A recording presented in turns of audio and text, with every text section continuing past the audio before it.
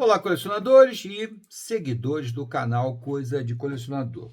Eu quero falar um pouquinho aqui com vocês agora sobre dois extremos que são comuns no universo das histórias em quadrinhos e que criam praticamente opções opostas. Opções opostas. Tá? Eu tenho que explicar para vocês que a minha tendência como leitor de quadrinhos e como colecionador é optar nas histórias em quadrinhos, né, dentro do universo de histórias em quadrinhos, é optar muito mais pela arte. O artista, o desenhista, o ilustrador, ele tem um peso um pouquinho maior para mim do que o escritor, tá? O autor. Por quê?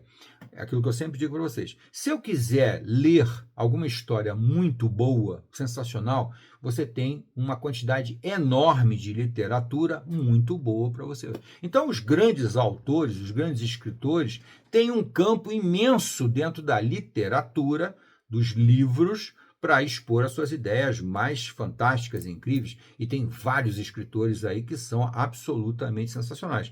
Inclusive, alguns que que vieram das histórias em quadrinhos e foram escrever romances, escrever livros, escrever literatura.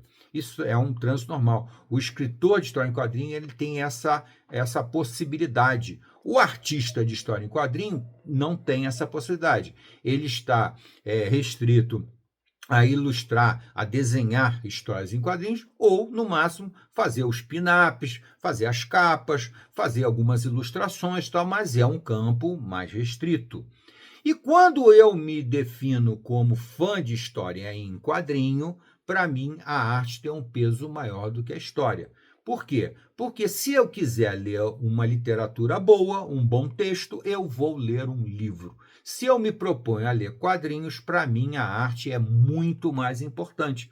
Como eu já citei em outros vídeos, existem histórias em quadrinhos, inclusive, que não tem uma única palavra escrita, não tem nenhum texto, não tem balãozinho de fala. É meramente contado em imagens, o que é absolutamente genial, que remonta, inclusive, né, o famoso Charlie Chaplin, né, o famoso diretor de filmes inesquecíveis, numa época em que o cinema era mudo. Então, ele tinha que contar a história dele exclusivamente nas imagens. E o Charlie Chaplin deu aula disso, né? Então, na história em quadrinho, para mim, a arte tem um peso maior do que a história, que é a escrita, que é a história propriamente dito, né?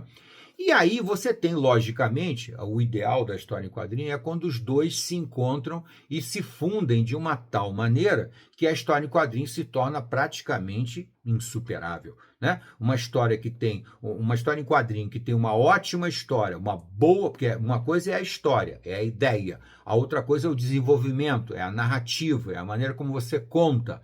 Se tudo isso aí vai se somando e se soma isso a uma arte espetacular, uma arte bonita, complexa, como eu gosto, né? Aquela arte mais retratista, mais fotográfica ou mais cinematográfica, como você preferir, que é aquela arte que mostra a cena completa, mostra detalhes, mostra expressões fisionômicas, mostra o cenário, mostra o fundo onde a coisa está acontecendo e mostra de diversos ângulos diferentes, como se você estivesse vendo um filme com uma câmera, né? Com um diretor de fotografia.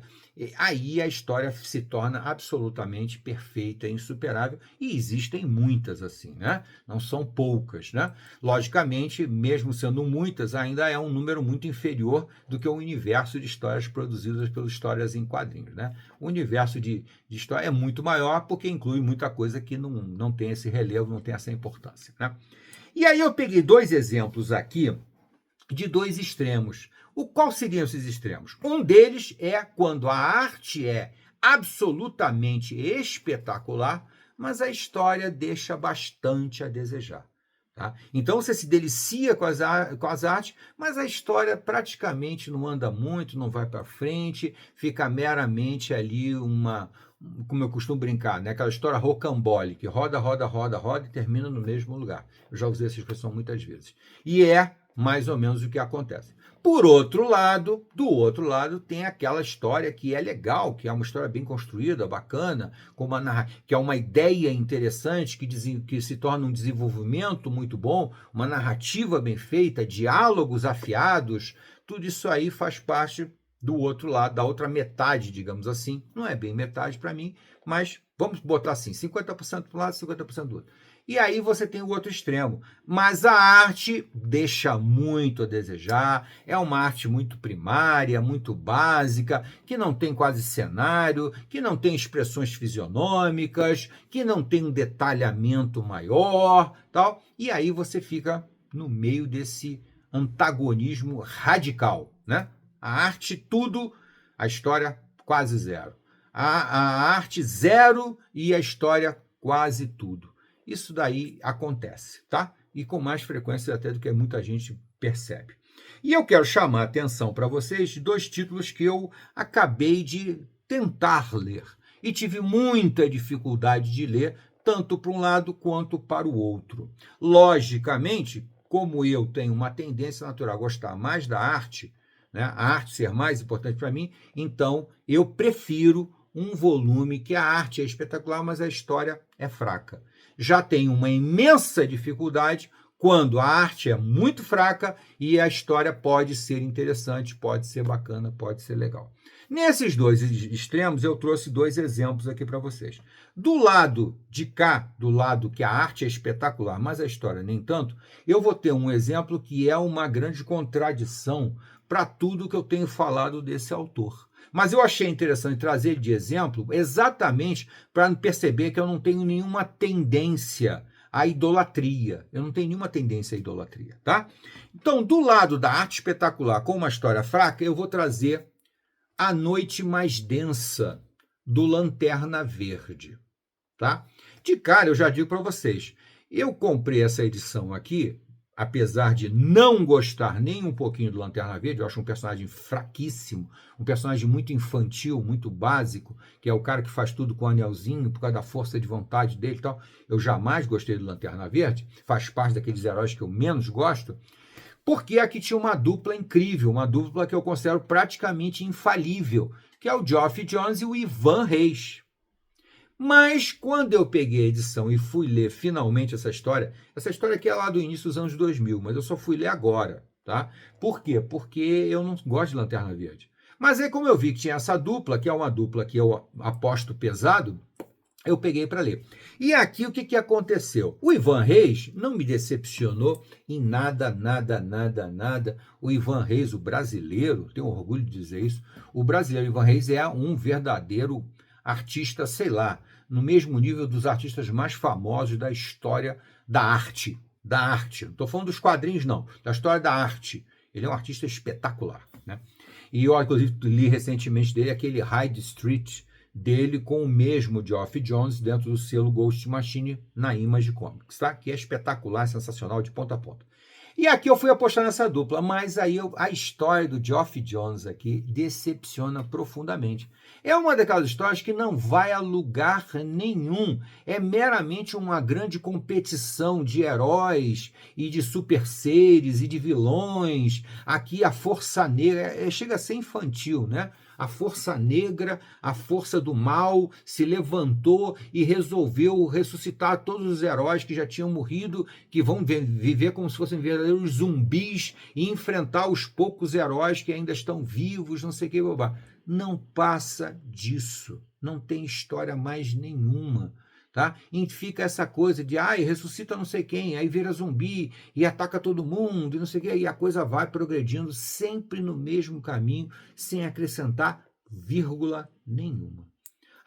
A arte do Ivan Reis é absolutamente espetacular, sensacional, linda demais, é uma delícia. Mas você acaba ficando cansado de ler a narrativa e de ler os diálogos, que são diálogos extremamente frágeis, fracos, que não acrescentam nada mesmo. Eu tive aqui uma profunda decepção com uma edição, um arco de história que é até bem conceituado pela crítica, A Noite Mais Densa, não pela arte do Ivan Reis, de forma nenhuma, mas pela história de um dos meus ídolos, um dos caras, um dos escritores que são os meus mais famosos, que eu mais gosto, que é o Geoff Johns, que não conseguiu, nessa história aqui, compor uma boa história, apesar de ter tido um trabalho muito bom na época dos Novos 52 na DC Comics, que fez uma fase da Liga da Justiça muito boa, fez uma fase do Aquaman muito boa, fez muita coisa para o Batman sensacional, mas aqui, realmente, a varinha de condão do Geoff Johns não funcionou. Por outro lado, do outro extremo da coisa, nós vamos ter o quê? Uma edição de um personagem que já ganhou um certo carinho da minha parte. Eu estou falando do Alvo Humano. Alvo Humano, do Peter Milligan e do Javier Pulido, o espanhol Javier Pulido, também do Cliff Chiang. O Cliff Chiang, ele é oriental, mas eu não sei, não me lembro a nacionalidade dele, mas não tem problema. O fato é o seguinte, aqui, o Peter Milligan, esse é o segundo volume, tá, gente? Ele tem 3 volumes que foram publicados pela Panini, tá? Esse aqui é o segundo volume e eu comprei numa expectativa muito alta, porque o Alvo Humano é um personagem de segundo, terceiro, quarto, quinto escalão da DC Comics, não tem importância quase nenhuma, não tem demanda quase nenhuma, não tem fãs, não tem nada disso, mas eu descobri o Alvo Humano numa minissérie do Tom King, que eu adorei, achei sensacional, o Alvo Humano do Tom King. E aí eu fui ver histórias anteriores e comprei, há algum tempo atrás, eu comprei o Alvo Humano, a edição Encontros Casuais.